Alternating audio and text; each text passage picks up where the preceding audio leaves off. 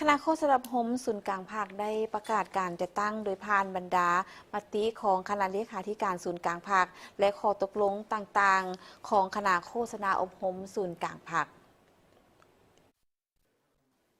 วันที่ 12 กันยายน 2025 คณะโฆษณาอบรมศูนย์กลางภาคได้มีพิธีประกาศการจัดตั้งของคณะโฆษณาอบรมศูนย์กลางภาคโดยมีท่านคำพันธ์เผยยวงศ์หัวหน้าคณะโฆษณาอบรมศูนย์กลางภาคพร้อมบรรดาห้องหัวหน้าคณะโฆษณาอบรมศูนย์กลางภาคมีบรรดาหัวหน้ากรมห้องกรมหัวหน้าแผนกห้องแผนกภายในคณะโฆษณาอบรมศูนย์กลางภาคและต่างหน้าจากคณะ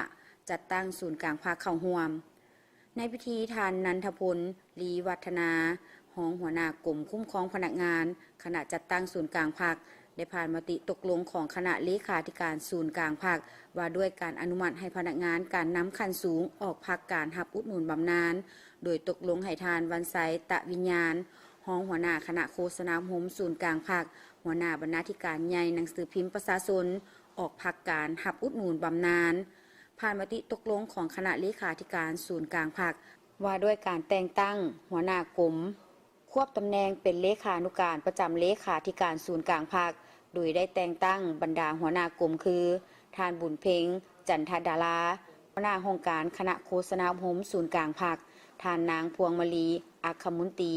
หัวหน้ากรมจัดตั้งพนักงานท่านสว่างดาราแสนหัวหน้ากรมกวดกาท่านอนงสังอินทวงศ์หัวหน้ากรมโฆษณาท่านคำกองธรรมเทวา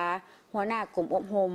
ท่านวันตุลาหักนุชหัวหน้ากรมข้อมูลข่าวสารท่านวันละตีคำวานวงศาหัวหน้าบรรณาธิการใหญ่วารสารอรุณใหม่ท่านนางพรทิพย์ศรีเจริญหัวหน้าห้องการสภาทฤษฎีศูนย์กลางภาคท่านสมสวัสดิ์พงษาหัวหน้ากรมสื่อมวลชนท่านบัวไลพานุวงศ์อำนวยการใหญ่วิทยุกระจายเสียงแห่งชาติท่านนางสิมมณีแก้วแกนอำนวยการใหญ่โทรภาพแห่งชาติท่านวรรณศิลป์สิมวงศ์ผู้อำนวยการใหญ่สำนักข่าวสารประเทศลาวท่านนางพรสวรรค์ทิแก้วหัวหน้าบรรณาธิการใหญ่หนังสือพิมพ์ภาษาต่างประเทศทั้งได้แต่งตั้งท่านสมประสงค์พงษ์ประเสริฐเป็นหัวหน้ากรมควบตำแหน่งเป็นเลขานุการประจำเลขานุการหัวหน้าคณะโฆษณาอบรมศูนย์กลางภาคและแต่งตั้งท่านศรีวันหอมไสยเดชเป็นรักษาการบรรณาธิการใหญ่หนังสือพิมพ์ประชาชนจากนั้นท่านหัวหน้ากรมจัดตั้งพนักงานคณะโฆษณาอบรมศูนย์กลางภาคได้ผ่านข้อตกลงว่าด้วยการแบ่งความรับผิดชอบของคณะโฆษณาอบรมศูนย์กลางภาคจำนวน5ท่านผ่านมติตกลงว่าด้วยการยุบและหับห้องบรรดาหน่วยภาคคณะภาคหักฐานอยู่ภายในองค์คณะภาคคณะโฆษณาอบรมศูนย์กลางภาค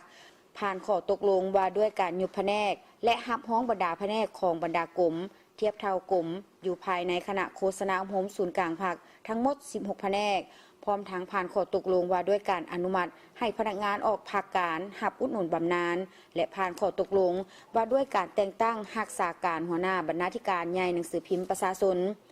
โอกาสนี้ท่านคำพันธ์เผยยวงศ์หัวหน้าคณะโฆษณาอบรมศูนย์กลางภาคได้ให้เกียรติโอลมว่า